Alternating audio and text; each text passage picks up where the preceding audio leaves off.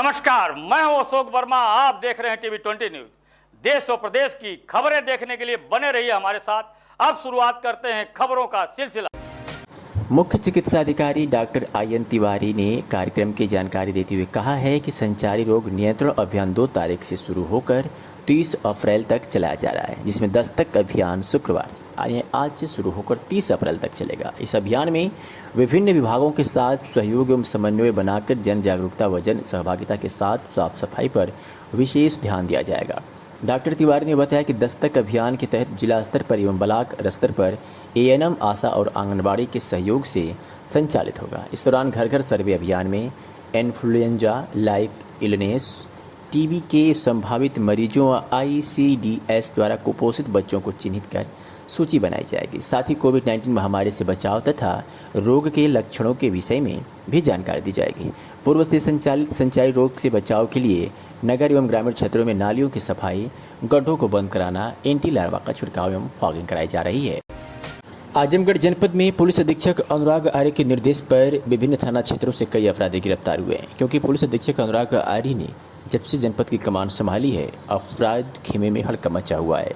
किसी भी हालत में जनपद में अपराध का ग्राफ ना बढ़े, इसको लेकर के पुलिस अधीक्षक दिन रात अपने अधीनस्थों को निर्देश देते हुए नजर आ रहे हैं और सख्त निर्देश देते हैं कि किसी भी तरह से अपने अपने थाना क्षेत्रों में थानाध्यक्ष की जिम्मेदारी है कि कोई भी अपराधी हो उसे तुरंत गिरफ्तार किया जाए और उसे सलाखों के पीछे भेजा जाए।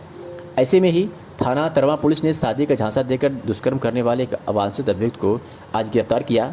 तो जीनपुर पुलिस ने भी चोरी की मोटरसाइकिल का नंबर प्लेट बदलकर बेचने वाले एक वांछित अभियुक्त को गिरफ्तार किया है। बात करें अगर बर्दा पुलिस की, तो बर्दा पुलिस ने भी गैंगस्टर एक्ट की एक वांछित अभियुक्त को गिरफ्तार किया है। और महिला थाना पुलिस आजमगढ़ ने दहेज के लिए मारपीट व जानलेवा हमला करने वाले दो अभियुक्त व अभियुक्ता को गिरफ्तार करने में अहम सफलता हासिल की है। आजमगढ़ जनपद के सिधारी मोहल्ले में मऊ रोड स्थित एक मैरिज हॉल में भोजपुरी फिल्म जुर्म से बगावत का मुहूर्त संपन्न हुआ। इस मौके पर विधिवत पूजन अर्चन नारियल फोड़कर स्वागत किया गया और मुहूर्त किया गया। इस मौके पर फिल्म के मुख्य कलाकार हीरो सोनू सजनवा, हीरोइन प्रिसा, सैनी व Dharmnath Yadav, Ram Singh, Arun Rai, Bhanu Yadav, Aishwarya Verma, Naino Shukla, director OP Verma, editor Ashish Gautam, writer Dilip Kumar, सलाहकार संदीप अतरारी, संगीतकार Kamlesh Prajapati, DOP Ashish Gautam, DOP assistant Raj Mahi, makeup man Nandlal Yadav, Nandu fight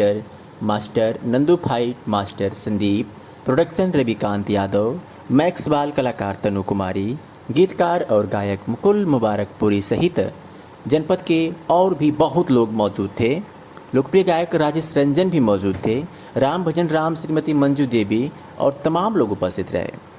इस मौके पर पत्रकार भी उपस्थित थे और पत्रकारों से रूबरू होते हुए हीरो सोनू सजनवा ने बताया कि यह फिल्म एक सामाजिक पृष्ठभूमि पर आधारित फिल्म है, जिसे पूरे परिवार के साथ बैठकर देखा जा सकता है, जिसकी कहानी बहुत अच्छी है। वही फिल्म की हीरोइन प्रिसा सैनी ने कहा कि मैं मूल रूप से मध्य प्रदेश की रहने वाली हूं और यह मेरी पहली भोजपुरी फिल्म है। मैं आप सभी दर्शकों से कहना चाहूँगी कि हमारी इस फिल्म को अवश्य देखें और अपना प्यार आशीर्वाद वही दे दें। वही राइटर दिलीप कुमार ने क्या कुछ कहा, आप भी देखिए इस हमारी रिपोर्ट में। जी मैम, आप जुर्म की बगावत की मुख्य हीरोइन है, क्या कहना चाहेंगे मूवी के बारे में? अपना परिचय देते हुए बताएं। पहले तो मैं सबको कहना चाहूँगी प्रणाम और नमस्कार। मैं रहने वाली मध्य प्रदेश की हूँ, लेकिन मैं आजमगढ़ में आई हूँ इस प्रोजेक्ट को करने के लिए। जब ये प्रोजेक्ट मेरे पास आया ना, और इसकी स्टोरी, मैं भोजपुरी वैसे करती नहीं हूँ, लेकिन जब भोजपुरी सुनकर और इसके स्क्रिप्ट को देख के और इसकी राइट को देख के मतलब मैं इतना ज़्यादा एक्साइटमेंट हुई कि नहीं, मुझे ये चीज़ करना चाहिए। तो यही सोच के मैं इस चीज़ को करने के लिए एग्री हुई और यहाँ पे है। मीडिया के माध्यम से आप जनता से क्या कहना चाहेंगे? मीडिया के माध्यम से जनता से हम यही कहना चाहेंगे, बस आप लोगों का प्यार और आशीर्वाद ऐसे ही बने रहे और इस फिल्म को आने के बाद से आप लोग अपना प्यार इतना दीजिएगा कि नेक्स्ट टाइम मुझे सोचना ना पड़े कि मैं भोजपुरी करूँ कि न करूँ। जी बताएं ये जुर्म की बगावत मूवी के बारे में। सभी को तो मैं प्रणाम करना चाहता हूँ और मैं एक छोटा सा प्रयास मैंने किया है इस मूवी को राइट करने में, जिसका नाम है जुर्म से बगावत। और इसकी जो पृष्ठभूमि है सर, सब कुछ पुराने ज़माने में आपने देखा होगा कि कुछ रूढ़िवादी सभ्यताएँ होती थी, जिसकी वजह से कुछ गरीब बच्चे नहीं पढ़ पाते। जो समाज में जो कुरीतियाँ थी पुरानी, उस समाज को लेकर के हमने एक ऐसी लड़की की कहानी को आगे लाने की कोशिश की है कि जो पढ़ने की इच्छा रखती है लेकिन समाज में पैसे की वजह से पढ़ नहीं पाती, और जिसके बाप उसको चाहते हैं कि मेरी बेटी पढ़ के आगे जाए, और उस पढ़ाई के चक्कर में पढ़ने के लिए जितना अग्रसर होती है, आगे बढ़ती है, उसके लिए कितना ठाकुर द्वारा वो प्रताड़ित होती है, जिसके बचाव में आता हीरो, जिसमें उसके पिता की हत्या होती है, लेकिन उसके बावजूद भी वो अपना पैर को डगमगाता नहीं है और उस रास्ते पे आगे चलते जाते हैं और उस मुकाम को पाते हैं। और शिक्षा को जो मतलब जो अंधकार रहता है जीवन में लोगों के, उसको उजाले तक ले जाने का काम करते हैं। एक बहुत ही बेहतरीन डायलॉग मैंने देने की कोशिश की, इसमें बहुत अच्छी कहानी है, तो सामने आएगा तो देखेंगे, लेकिन मैंने अपनी तरफ से। ये बताइए कि इस मूवी का लोकेशन कहाँ का?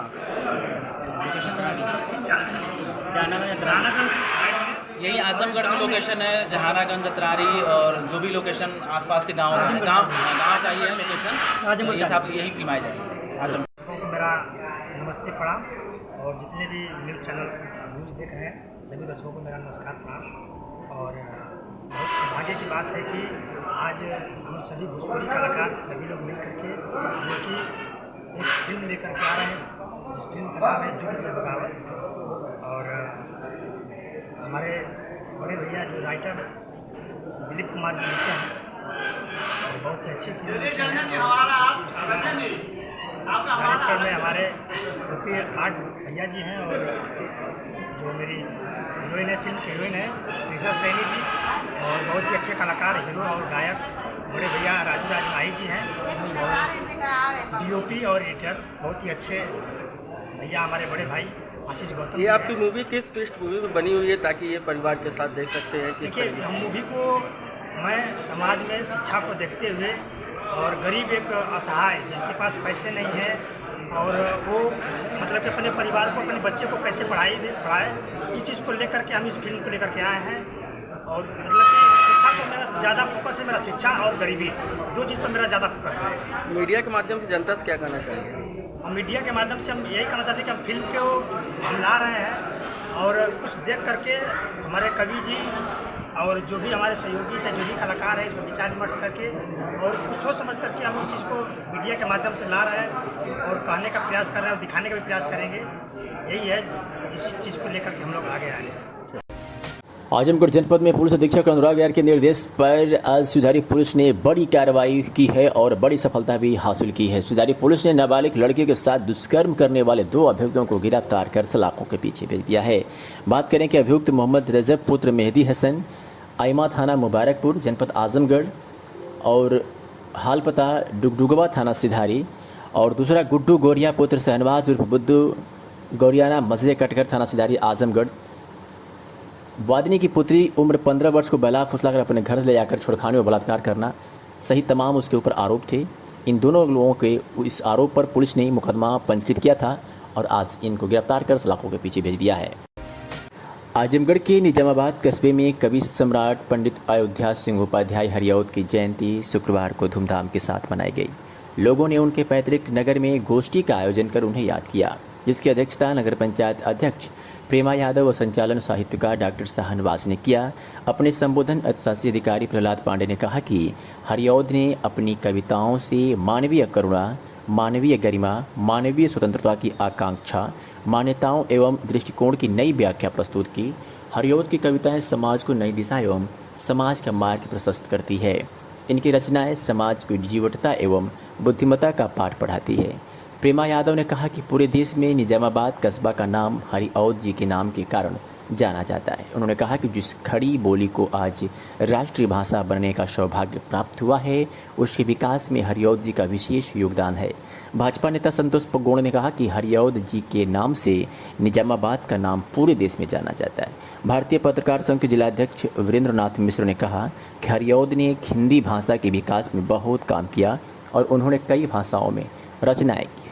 निजामाबाद में उनके नाम पर हरिऔध लाइब्रेरी, कला भवन एवं पार्क बनवाने की मांग किया है। इस अवसर पर जितेंद्र हरि पांडे, एडवोकेट वीरेंद्र नाथ मिश्र, सिर बहादुर सिंह, राकेश पाठक, अबुजर आसमी, रंजीत चौहान, अमरजीत यादव, रमेश यादव, नवनीत पांडे, नलनिकांत उपाध्याय, लालजी सोनकर आज शामिल रहे। अंत में गोष्ठी के संयोजक शहनवाज खान ने सभी के प्रति आभार प्रकट किया। आजमगढ़ के अतरौलिया से खबर है, जहां बता दें कि छोटू 13 वर्ष और कन्हैया 12 वर्षीय पुत्र बबलू कुमार कश्यप निवासी जनपद बलिया, जो कि अपने नाना के अतरौलिया में पूरब पोखरे के पास किराए पर कमरा लेकर रहता है। दोनों बच्चे अपना जीवन यापन करने के लिए ठेले पर घूम घूम कर चना बेचते हैं। दोनों बच्चों के पास 2 बहन हैं तथा पिता बबलू कुमार कश्यप भी ठेले पर चना बेचकर अपना जीवन यापन करते हैं और दोनों बच्चियां प्राथमिक विद्यालय अतरौलिया में पढ़ाई भी करती हैं। पढ़ाई करने के बाद कुछ समय जो बचता है, उसी समय में दोनों छोटे बच्चे अपना पेट पालने के लिए और पढ़ाई की फीस जमा करने के लिए ठेले पर चना बेचते हैं। हथेली पर चना बेचने वाले बच्चों की उम्र बेहद ही कम है। ऐसे में इन छोटे बच्चों की लगन और मेहनत को देखकर हर कोई स्तब्ध रह जाता है। बच्चों की इच्छा है कि वह हम स्वयं की मेहनत से पढ़ाई करना चाहते हैं तथा आगे कुछ बनना चाहते हैं। छोटी उम्र में बड़ी जिम्मेदारियों के बोझ से दबे इन बच्चों के हौसले बहुत बड़े हैं। पढ़ाई से जो भी समय मिलता है, ये छोटे छोटे बच्चे ठेले पर चना बेचने निकल पड़ते हैं और उससे जो पैसा मिलता है उसी पैसे से अपनी पढ़ाई पूरी कर रहे हैं। चना बना के आओ। आजमगढ़ जनपद का पथ संचलन के कार्यक्रम है डीएवी इंटर कॉलेज आजमगढ़ के प्रांगण में एकत्रीकरण हुआ, जिसमें राष्ट्रीय स्वयंसेवक संघ के कार्यकर्ता पूर्ण गणवेश में उपस्थित हुए। कार्यक्रम की अध्यक्षता डॉक्टर दीपक पांडे, बाल रोग विशेषज्ञ ने किया। स्वयंसेवकों को अपना सारगर्भित उद्बोधन सुभाष प्रांत प्रचारक गोरक्ष प्रांत द्वारा किया गया। सुभाष ने बताया कि प्रांत प्रचारक अपने उद्बोधन में कहा कि आज डॉक्टर अंबेडकर जयंती महावीर की जयंती के पावन अवसर पर उन्होंने भीमराव अम्बेडकर संविधान के निर्माता एवं भारत रत्न प्राप्त ने कहा कि किसी राष्ट्र की संप्रभुता उसकी एकता, समता, बंधुता, ममता के आधार पर स्थापित हो सकती है। उन्होंने स्वयंसेवकों को संबोधित करते हुए कहा कि अखंड भारत की परिकल्पना सभी को साथ लेकर, दलितों, पिछड़ों और गरीबों को समाज से वंचित लोगों के साथ लेकर ही संभव हो सकता है। और साथ में कहा कि राष्ट्र कोई भूमि का टुकड़ा नहीं है, वह जीवंत जागृत राष्ट्र पुरुष है और अगले 15 वर्षों में भारत की अखंड भारत की परिकल्पना सभी स्वयंसेवकों और सबको साथ लेकर साकार होने वाली है।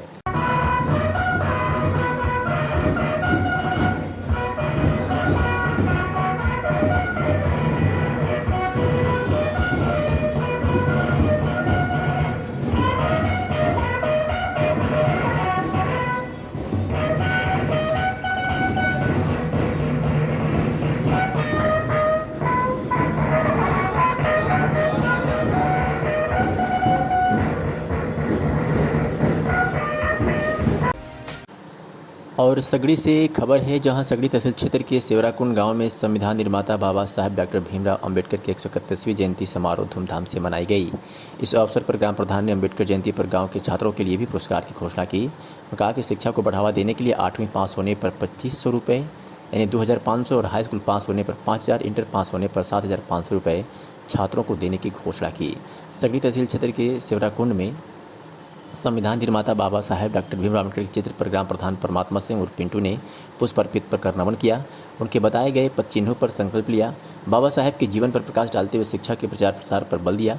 वही गांव में शिक्षा को बढ़ावा देने के लिए अपने गांव के छात्र छात्राओं को प्रतिवर्ष अम्बेडकर जयंती पर ग्राम प्रधान परमात्मा सिंह उर्फ पिंटू ने कक्षा 8वीं पास करने पर 2500 रुपये, 10वीं पास करने पर 5000 रुपये व इंटर पास करने पर 7500 रुपये का पुरस्कार देने की घोषणा की।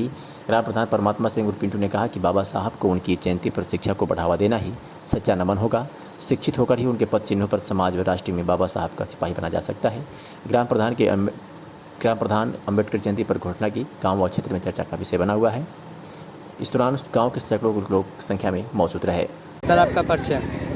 परमात्मा सिंह, ग्राम सेवराकुंड, पोस्ट क्लास, जिला आजमगढ़। सर, अम्बेडकर जयंती क्या कुछ कहना चाहेंगे जनता के लिए? सर, आज कहेंगे कि सभी लोग मिल मिला के शांतिपूर्वक से डॉक्टर भीमराव अम्बेडकर की जयंती सभी लोग मनाएं, कोई विवाद न हो।